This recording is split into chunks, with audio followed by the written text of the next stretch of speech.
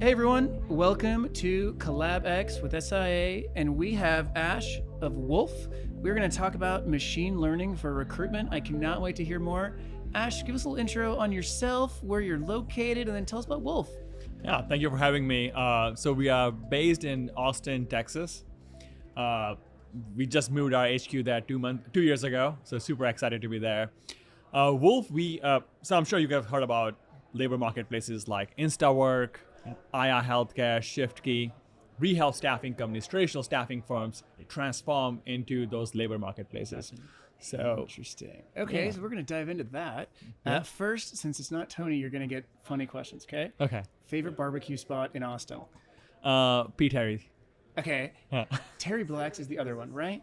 Oh, sorry, Terry Black's. Yes, Is I'm that not a what- barbecue. I'm not is a that what- barbecue guy. Pete Terry's a burger spot. Is You're that right. what- It's like okay, a okay. McDonald's spot. Yes. I was yeah, like, no, yeah. there's two brothers that got in a Terry fight, Black's, and yeah. there's a second And place. Franklin is also good, Yeah. but I think I like Terry Black's. Yeah. So, It's a great okay. experience. Okay, so that's the fun side. Yeah. Tell us about Wolf, the inception of it. Yeah. Why you started it and how it's transformed since then. Okay.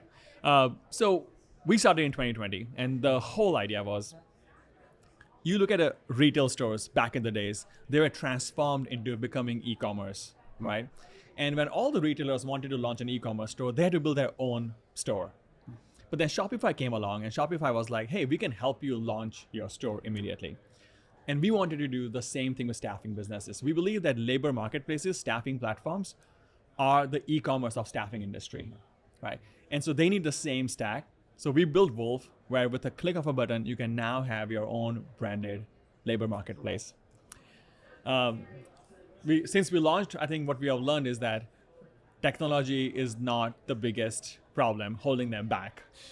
There are many more issues. So now we are like expanding and going beyond technology and helping with consulting, implementation to help adopt a labor marketplace strategy. So I love the Shopify for staffing. Yeah. Makes total sense. Simple, right?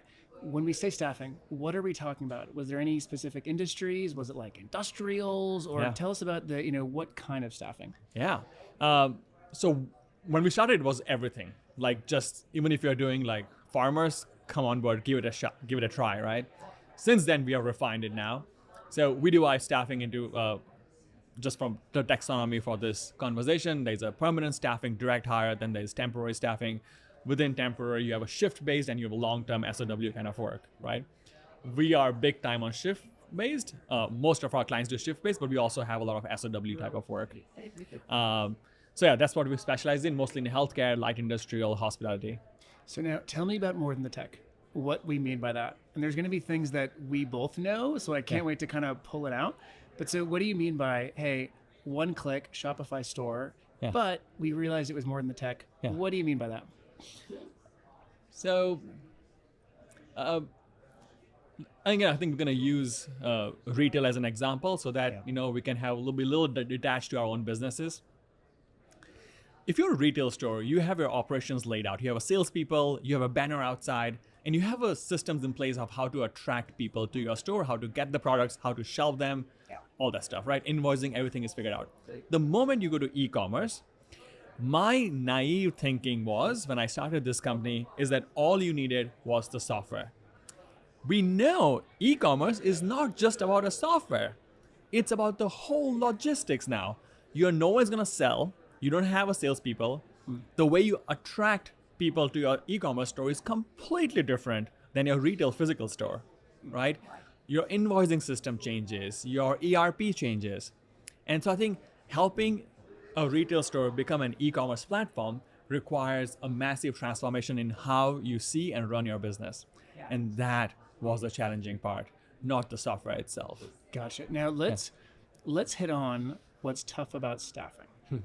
Now, I'm going to give you a little caveat. I did not start in staffing. I started in San Francisco, right? So Silicon Valley Technology, then Microsoft. And what Microsoft was when I heard terms like HR, procurement, VMSs, MSPs. And every time I kept yawning because it was so boring, right? Yeah. And I'm sure you had this feeling too as a tech founder.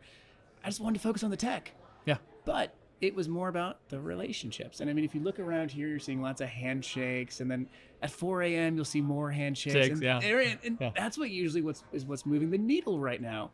But what are you seeing as some of the high-level staffing challenges? And I'll throw it out there, like interest rates, right? Created this new type of environment. There was a labor shortage before, all these things. But what are you hearing from staffing companies as this is the most painful thing in my life right now? If I go around and ask staffing companies, what are the biggest challenges that you have? I don't think you'll get a clear answer as to what it is, right? Which in itself is an answer. Yes. Which in itself is an Yeah, answer. no, we are doing great. You know, we are Itself is a big we are amazing. answer. You know, Yeah. and then you dig a little deeper, you'll get answers like, oh, we don't have enough clients, we don't have enough job seekers, right? And sure, you know, any business, you can ask my business right now, Ash, what do you need? I'll be like, oh, I need more clients, you know, more engineers, right? And you can say, oh, that is a problem you want to solve. But I feel like that there is not much leverage in those things. Yeah, it's a job, it's a work that we have to do to get more job seekers, get more clients, get more recs in. But then you flip the question and you can ask them, what's your current revenue? And they are like, let's say we do $12 million. Okay, what's your goal for next year? Oh, 12 and a half. Okay, how can you get to $30 million? I don't know. We'll probably have to hire. Now you'll realize the limitations and the challenges, right? So the staffing industry, I don't think currently needs a painkiller. It has a need for a lot of vitamins. And especially with AI, they haven't felt the hit that, oh, what AI can do, but it's coming. And I think what the real challenge is like figuring out what vitamins they need and how to use them. And on that front, I'll add one more thing. There are a lot of vendors out there right now. And one of the big issues is that everyone is going out and saying, hey, we can help you. There are probably like 50. You can go to Human Cloud and you can find 50 voice agent. There are a lot of ATS. There are a lot of AI providers. Which one do you need? You know, and I think kind of distilling that thing, that noise, and figuring out what do you really need that would actually help move the needle for your business. I think it's a big challenge. So founder to founder, Yeah. if you told me, hey, there's a bunch of vitamins, what does that sound like to you and I? Red flag, Yeah. run, no Yeah. money to be made. Exactly, Right? yeah, yeah, So yeah. way to bring us down. Down, exactly, yeah. But so let's talk about then what makes Wolf unique, right? Yeah. Because it's also related to this, and I do agree that it's a bunch of vitamins. With that said, how many recruiting AI agents have you heard about today? At least 15, 20. Yes, Okay, I think yes. every single software company is definitely an AI company now. Yes. I was actually quite happily surprised when you gave your entire pitch for Human Cloud and you did not No use AI. their AI. I was like, yes, let's be real. Not every if-else statement is an AI. Not every problem needs an AI. It's kind of statistical modeling, and I Yeah. miss when it was deep Yes. learning and neural networks. I Correct. miss those yeah. days, right? Yeah. Uh, Regression, simple. Regression. Yeah. I actually asked an AI founder today. I said, "Is this anything more than recursion?" And they looked at me like this, and I was like, "Are Yeah, you okay. not technical?" Yeah. I was like, So- "Come so, on, man! At least yeah. like just do TCS50." Yeah. But Yeah. okay, so relate to it, and I have, by the way, I have told people just to mess with them. They're like, "Oh, what do you do?" And I'm like, "Oh, we're an AI recruiting tool." And then I watch their eyes, and I'm like, "Nah, just fucking with you." Yeah, exactly. you, can, Nah. you can breathe now. Yeah. But so, what makes Wolf special? What would Yeah. you say is really kind of the real killer here? Oh, thank you for asking that. It's time to plug. Yeah, right. Brag, man. Brag, make it up, because we'll No. validate it. Exactly. I think one of the key thing. Okay, so what's happening right now is just to kind of paint the picture of the landscape. You know, Yeah. if you're a staffing business, you are seeing staffing platforms in your industry taking a lot of market share. Yeah. And so you're starting to become aware of the staffing platforms like, you know, InstaWork, ShiftKey, Aya, and you're like, okay, I gotta compete with them. Yeah. And when you look at those staffing platforms, all you see is like, oh, they have an app. So as a staffing leader, you're like, okay, I need to go out there and get an app.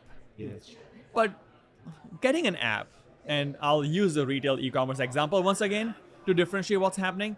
It's like you saw e-commerce store like Amazon, and you would be like, I'm gonna take my product catalog, Yeah. PDF, put it on a website, and put my phone number on the top, and be like, I have an e-commerce.